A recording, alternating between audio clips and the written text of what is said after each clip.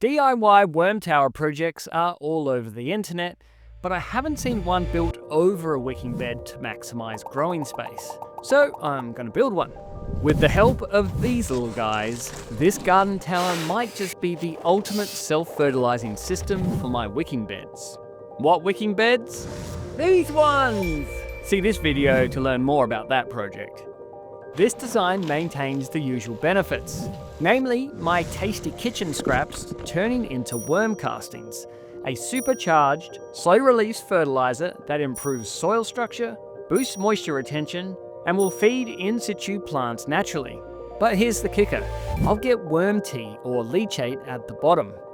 A liquid fertilizer that should automatically feed into all my wicking beds because they're plumbed together.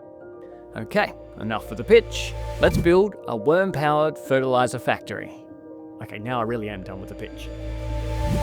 These blue barrels are pretty common in DIY garden worm tower projects, so no need to reinvent the wheel here. But instead of keeping the ends, I'm cutting out both the top and bottom with a jigsaw.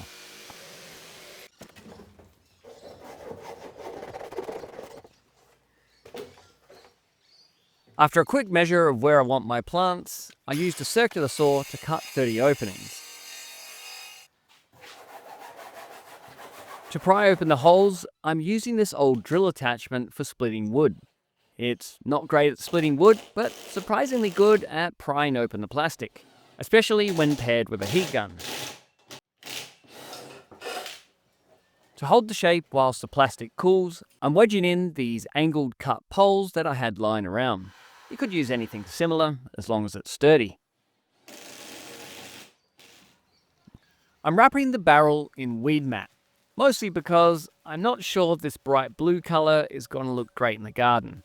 Next time, I just start with a black barrel and skip this step. But there was one advantage with this approach, which I'll get to later. Now I'm going to integrate some reclaimed timber decking into the design because I really do love how wood looks with plants, so hopefully this adds a nice aesthetic flourish. I'm fixing the timber with screws from the inside to keep them hidden away.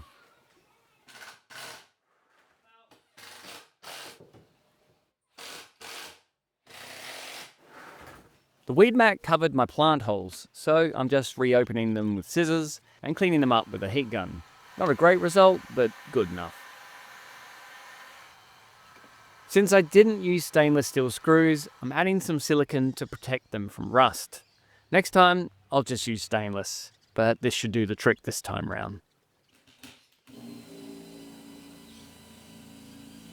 For the worm bin inside the barrel, I'm using this old 55-litre garbage bin, drilling larger holes for worm access and smaller ones in the lid for airflow. A handle for convenience, and I can now move on to irrigation.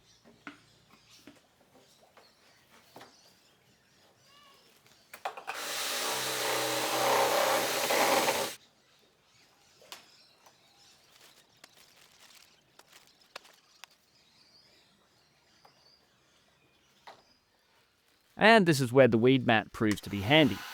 It's ideal for hiding away the irrigation.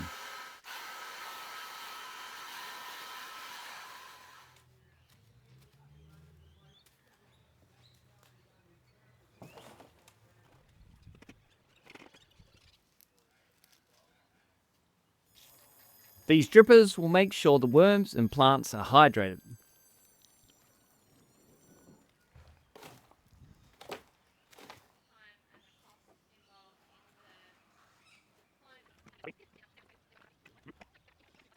For the worm bedding, I'm using coffee bean husk, known as coffee chaff. I'll actually do a video on chaff later because it's good stuff, it's free, and it's great for more than just worm bedding.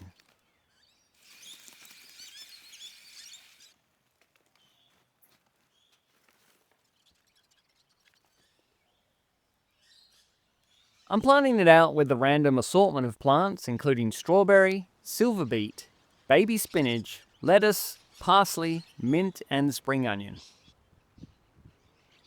And voila, actually turned out pretty good. Well, not exactly. The original 55-litre bin, it was too big. the plants were really struggling with room to grow. So it had to go,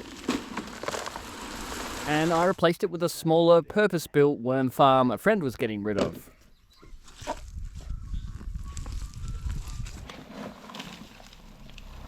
Alright, well I think that's it. And now everything seems to be doing really well, and I've added more space than I had before, while still integrating a worm farm. If you see my video where I do the retaining wall wicking beds, you'll know that all 16 beds here are connected together. They all share the water. And so I put the worm farm at the top corner here. That way we should have all that worm juice working its way through all 16 beds. There is a downside. It's in a lot of sun, which worms typically like a shady, cooler space. But I figure they can seek refuge deep into the wicking bed. It's retained on one side. That should have the most stable temperature, and that way they can seek refuge when it's all a bit too hot up here.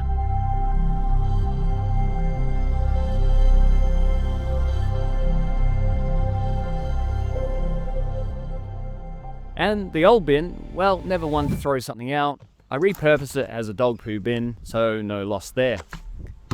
And that's it. Thanks for watching.